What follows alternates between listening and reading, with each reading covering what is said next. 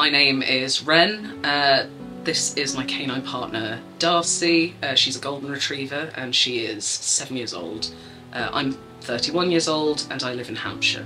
I've struggled with health problems of sort of various kinds since I was a child, but I didn't really become disabled until later in life.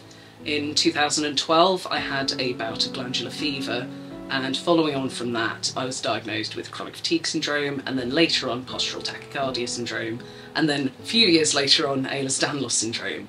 And during that time my mobility, my fatigue levels and my pain levels just got worse and worse, and we couldn't really figure out why.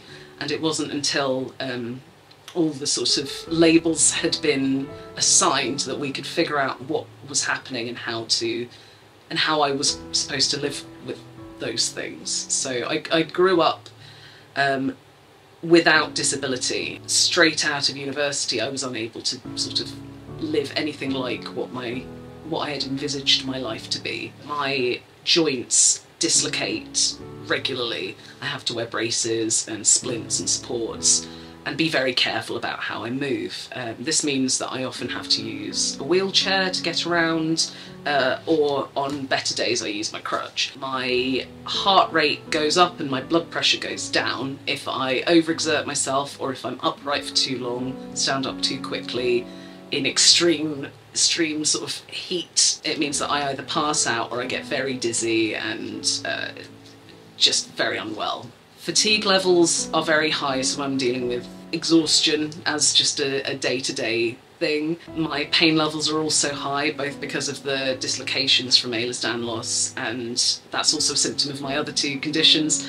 And I have to be careful about how much movement I do, because there is a chance I'll either pass out or become very unwell. So it's meant that I've had to completely restructure my life. I have to have help sort of running my life, doing the physical things that are parts of the activities of daily living, just things like folding laundry and putting it away, because there's so much standing up, bending over, moving that can cause issues with the entire spectrum of my sort of ill health. And certainly when I was at my illest in sort of 2014 or 15, I couldn't do anything virtually. I couldn't cook for myself, I needed assistance showering, I was leaving the house maybe once a fortnight, maybe once a month depending, and always with someone else. It's incredibly isolating, and for me I found that my world shrunk to basically the size of my flat.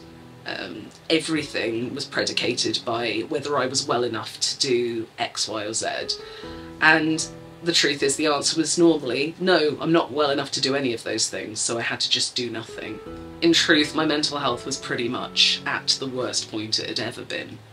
I was very sort of depressed, very lonely. It was very anxiety inducing to think that something had happened to me and I'm here by myself and there's nothing I can do. In truth, it was one of the loneliest periods of my life. I was extremely low at points, you know, I won't go too deep into it, but very, very low. And it was a struggle sometimes to see how I could continue living like that. I was single at the time as well, and I thought, well, this is it, no one's going to want this. I've needed the support of either carers or a personal assistant since 2015.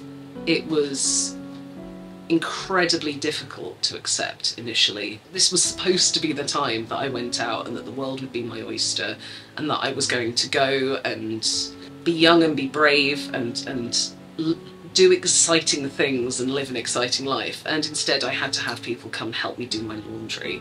The housing association said, you're not allowed to have dogs or cats in the house unless they're an assistance dog, and that's where I came across Canine Partners. When I first met her I thought, she's gorgeous, obviously, look at her, she's adorable, but I hadn't had a lot of experience with golden retrievers, and I remember thinking, you're a lot more laid back than I was expecting you to be.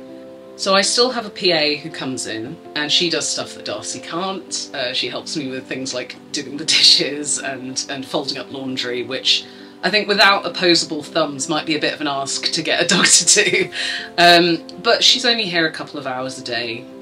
My fiance works from home, but she's working most of the time. So if I have a fall, or if I drop something, or if I need help taking shoes and socks off and what have you, there's not always someone I can ask. And this means that I don't have to wait until someone is free or available to help me out.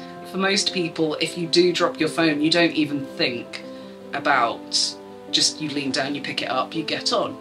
That's certainly something I would never have thought about before becoming disabled.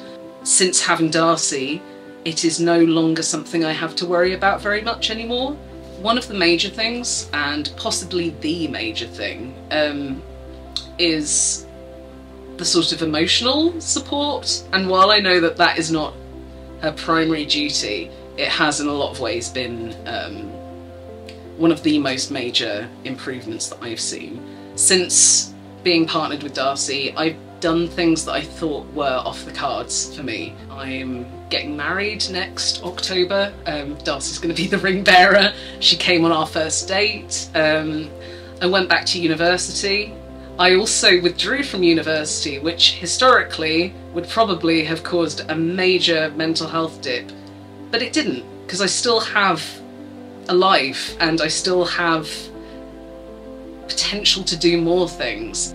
I started having to go outside every day because I had a dog to walk, and while that was difficult at first, it has meant that I've re-entered the world in a way that I hadn't been able to. It's very difficult to explain how massive that is if it hasn't happened to you. And the help that she gives me in the little day-to-day tasks allows me to have more energy to be part of the world again. My disability and my ill health took centre stage. I understand why people were asking, what's wrong with you, what do you have? It's natural human curiosity, but it did effectively make me feel like that was all people were seeing. As soon as I started going out with Darcey, the first thing people asked me about was her, which is something I could talk about all day. Since having Darcey, I have reclaimed some of my pre-illness bravery. It's very hard not to be fearful when you know that everything you do has a potential of making you very unwell. I had basically written myself off. I felt like I was going to be stuck in one place, unable to do much of anything, and just kind of existing and not living. I'd resigned myself to that future, and Darce has kind of... she was like the stone in the road that changes the course of the wheel, you know? I'm currently planning to retrain as an art therapist. I would really like to be able to have a positive impact on the world, and that wouldn't have been even within sort of my wildest imagination. Without canine partners and without Darce, I think realistically my life would be in exactly the same place as it was. Nothing would have changed. I think I'd have been stagnating in a very small life and in a very unhappy place.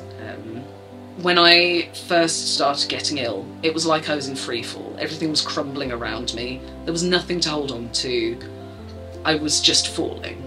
In a fairly major way, Darce introduced structure back into my life, and that has meant that I am able to build again.